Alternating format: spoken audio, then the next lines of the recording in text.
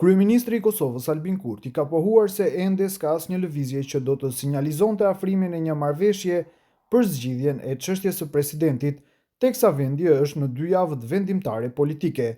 Kurti ka thënë se kur ka rezultat, do të njoftojë. Jemi në komunikim me kryetarët e partive opozitare, kur ka rezultat, do t'ju njoftojmë, tha Kurti. Po ashtu gjatë ditës, zëvendës kryeministri i vendit, Glauq Konjufca, ka deklaruar se zgjedhja e presidentit varet nga vullneti i opozitës.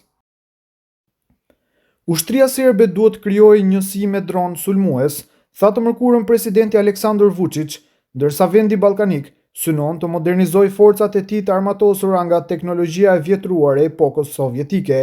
Beogradi ka blerë tashmë armë dhe pajisje moderne nga Europa, Izraeli dhe Kina dhe dëshiron të përshtasë strategjinë e tij ushtarake me luftën moderne.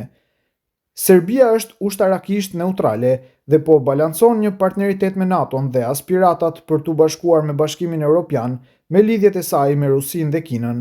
Pas një takimi me komandantët e lartë ushtarak në Beograd, Vučić, komandanti suprem i ushtrisë, tha se kishte propozuar krijimin e një njësie të pajisur me dron sulmues me rreze të gjatë dhe dronë që qëndrojnë pezull mbi zonën e goditjes përpara se të sulmojnë objektivin.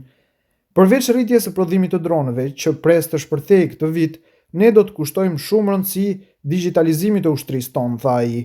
Mendoj se në këtë drejtim do të jemi një nga ushtritë më ndërvepruese, më të theksuara dhe me kapacitet të madh, jo vetëm në rajonin tonë, por edhe më gjerë. Serbia mban një ushtri me 22.500 trupa dhe në vitin 2026 ka ndarë 3.3% të produktit të brendshëm bruto për shpenzime të mbrojtjes. Riarmatosja e Serbisë ka shkaktuar kritika nga Kroacia, Bosnia dhe Kosova, fshinjët e saj dhe ish armiqtë e luftës nga vitet 90, të cilët e shohin këtë si kërcënim për stabilitetin e rajonit. Beogradi e mohon këtë. Komentet e Vučić vijnë pasi një ditë më parë u njoftua krijimi një fabrike të përbashkët serbo-izraelite për prodhimin e dronëve.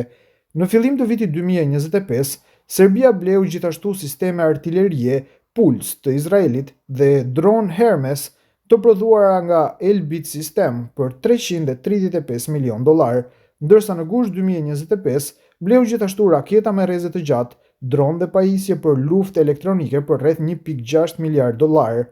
Ajo ka bler avion transporti dhe helikopter nga Airbus dhe raketa e dron kinez. Beogradi ka bler gjithashtu avion luftarak Rafale të prodhuar nga Dassault Aviation për €2.7 miliard, $3.18 miliard, për të zëvendësuar avionet e vjetruar sovjetik MiG-29.